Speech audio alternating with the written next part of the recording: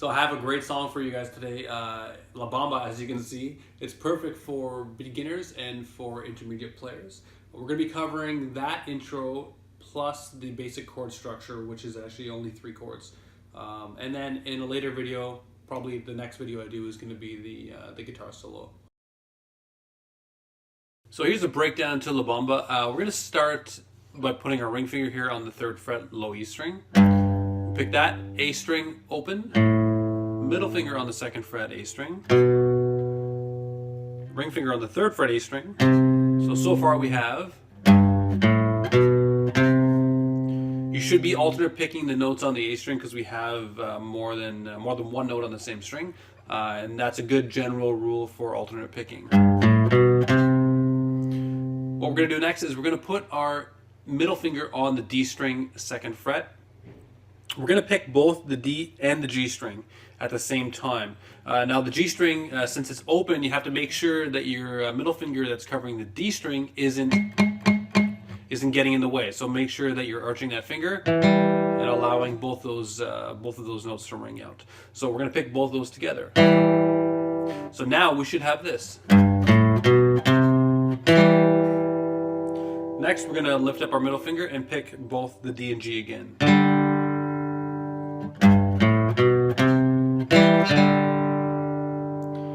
Then we're going to place our ring finger on the 3rd fret D string, middle finger on the 2nd fret G string, and we're going to pick once again the D and G together. Okay, so here we go. Let's try that again.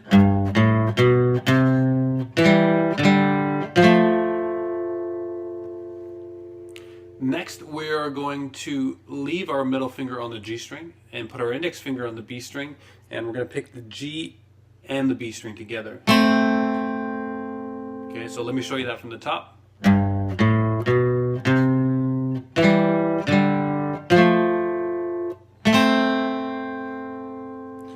And then we're going to lift up our middle finger and index finger and hit the G and B string open. Okay, so now we should have this.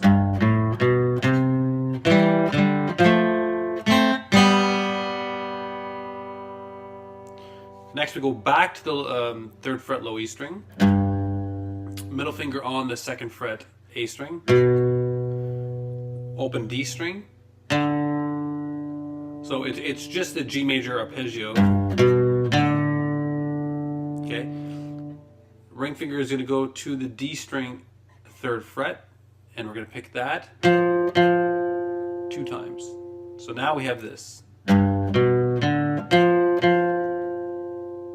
Next, we're going to put our middle finger on the 2nd fret D string, pick that, and then hit it open.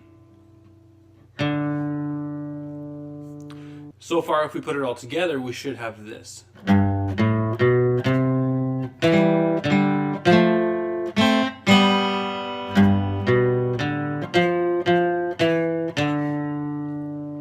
We're then going to repeat a part. We're going to go back to the A string's 3rd fret. We're going to put our middle finger on the D string 2nd fret, and we're going to pick once again the D and G together. Take our middle finger off, hit the D and G open. 3rd fret D string, 2nd fret G string. Pick the D and G again. Middle finger stays on the G string 2nd fret, and we add the index finger back to the 1st fret B string and pick those 2 strings. And then open. So now we should have this for the intro riff.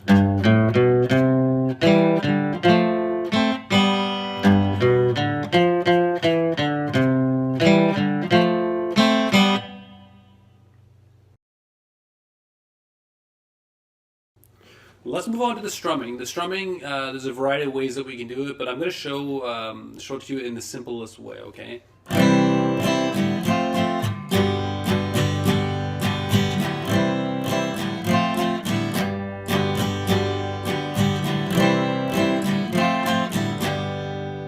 Now, it's a lot faster than that. It's more like...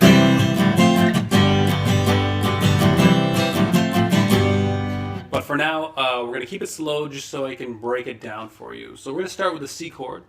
And our strum pattern is going to be down, down, up. That's it. Down, down, up. Now it's important that on the upstroke we're going to be lifting up, okay, our fingers from the fretboard in order to change to an F chord. So down, down, up. We play an F major chord.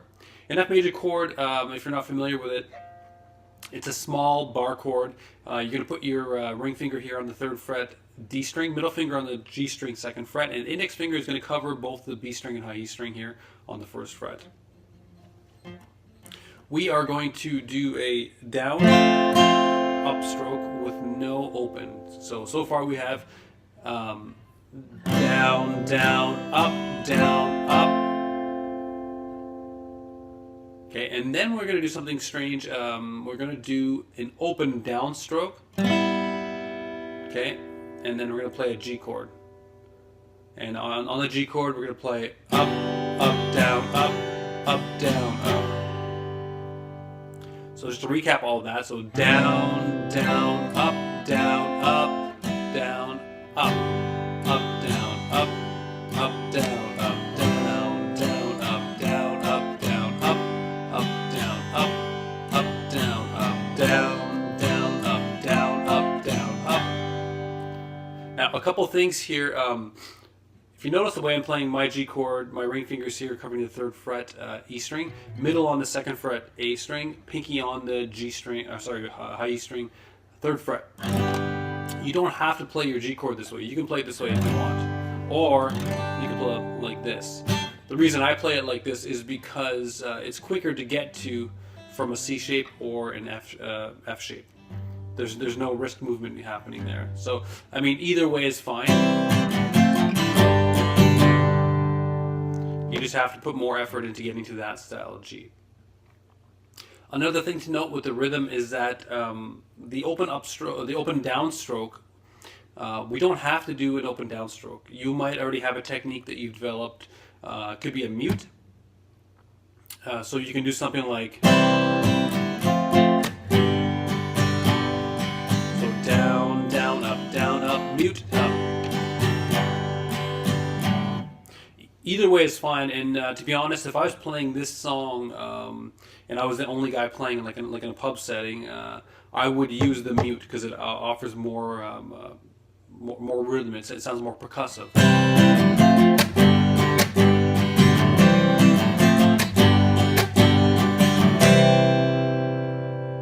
So if you're a beginner, just learn the version with the open downstroke. Later on, you can adjust and you can add in the percussive palm stop to give it a bit more style and percussiveness.